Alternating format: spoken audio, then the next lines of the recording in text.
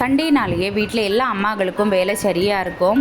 இன்றைக்கி பாப்பா காலையிலே டியூஷனு போயிட்டு வந்து பாப்பா கூட்டிகிட்டு தான் சிக்கன் வாங்க போனோம். ஒட்டியாக விட்டு போக வேணாம் அப்படின்னு நினச்சிட்டு வந்ததுக்கப்புறம் பாப்பாவுக்கு ஃப்ரை வேணாம் அப்படின்னு சொன்னால் 65 தான் வேணும்னு சொல்லிகிட்டு இருந்தான்.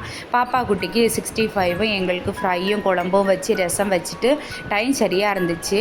ரொம்ப டயர்ட் ஆகிட்டேன். எல்லா வேலையும் முடித்து சாப்பிட்றதுக்குள்ளே ரொம்ப கிறங்கிட்டேன். இன்றைக்கி தான் நான் நினச்சேன் 10 கை இருந்தால் நல்லாயிருக்கும் அப்படின்னு நினச்சேன். எப்போவுமே ஹஸ்பண்டு ஹெல்ப் பண்ணுவாங்க. இன்றைக்கி அவங்க எந்த ஹெல்ப்பும் பண்ணலை. ஆனால் நான் சொல்லவும் இல்லை. 5 தடவை தூங்கி எழுந்திரிச்சு 6:30க்கு மேலே வெளியே போகலாம் அப்படின்னு கிளம்பணும். வெளியே ஷாப்பிங் எல்லாம் கிடையாது.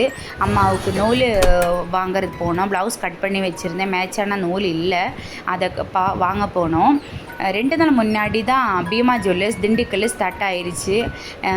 பார்க்கவே இல்லை. நாங்கள் அப்படியே பார்த்துட்டு வெளியிலேருந்து பார்த்துட்டு பாப்பா குட்டிகிட்ட நம்மளும் வருவோம் அப்படின்னு சொல்லிட்டு வந்தோம். பாப்பா இடையில ரோஸ் மில்க்கும் ஃப்ரூட் ஜூஸ் எல்லாம் சாப்பிட்டா.